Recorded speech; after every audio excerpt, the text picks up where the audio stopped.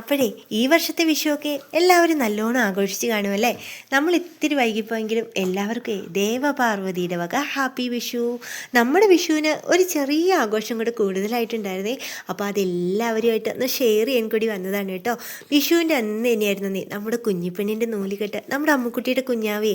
അപ്പോൾ അവളുടെ നൂലുകെട്ടും കൂടിയായിരുന്നു. അതുകൊണ്ട് തന്നെ നേരത്തെ തന്നെ വീട്ടിൽ സ്ഥാനം പിടിച്ചിട്ടുണ്ടായിരുന്നേ. പിന്നെ ഇവിടെ ഡെക്കറേഷൻ പരിപാടികളൊക്കെ തകൃതിയായിട്ട് നടക്കുകയാണ് കേട്ടോ. ഒരു വശത്ത് അങ്ങനെ ബലൂണുകൾ വീർപ്പിച്ച് കൊടുക്കുന്നു, ഒരാളങ്ങനെ സെറ്റ് ചെയ്യുന്നു. ഇതെല്ലാം കഴിഞ്ഞിട്ട് നേരെ കാപ്പുടിക്കാനായിട്ട് വന്നു കേട്ടോ. ഉപ്പുമാവും പഴവും ചായയൊക്കെ കൂട്ടി നല്ല അസലായിട്ട് അങ്ങ് കാപ്പുടിയും കഴിഞ്ഞു. നമുക്കിതെല്ലാം കഴിഞ്ഞിട്ട് കുറേ സമയം ഉണ്ടായിരുന്നു കേട്ടോ. എല്ലാവരുമായിട്ട് കുറേ നേരം കത്തിയടിയൊക്കെ നടത്തി കുഞ്ഞാവേനെ അങ്ങനെ എടുത്തു പിടിക്കുമ്പോൾ ഒരു സന്തോഷം. ഇതാണ് കേട്ടോ നമ്മുടെ നൂലുകെട്ടുകാരി. നാളെ ഒന്നും അറിയാതെ നല്ല ഉറക്കത്തിലാണ്. ഇതെല്ലാം കഴിഞ്ഞിട്ട് നമ്മൾ പുറത്തേക്ക് ഇറങ്ങിയപ്പോൾ ഡെക്കറേഷൻ്റെ പരിപാടിയൊക്കെ കംപ്ലീറ്റ് ആയിട്ടുണ്ടായിരുന്നു. ഈ ഒരു അവസ്ഥയിൽ എത്തിച്ചിട്ടുണ്ട് കേട്ടോ.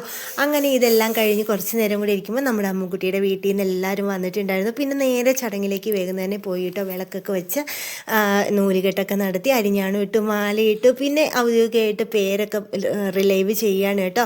വൈദേഹി ഏജ് എന്നാണ് കേട്ടോ. വീട്ടിൽ തുമ്പിമോളേന്ന് വിളിക്കും. അങ്ങനെ ബിരിയാണിയൊക്കെ ആയിരുന്നു. ഇതൊക്കെ കഴിച്ചു.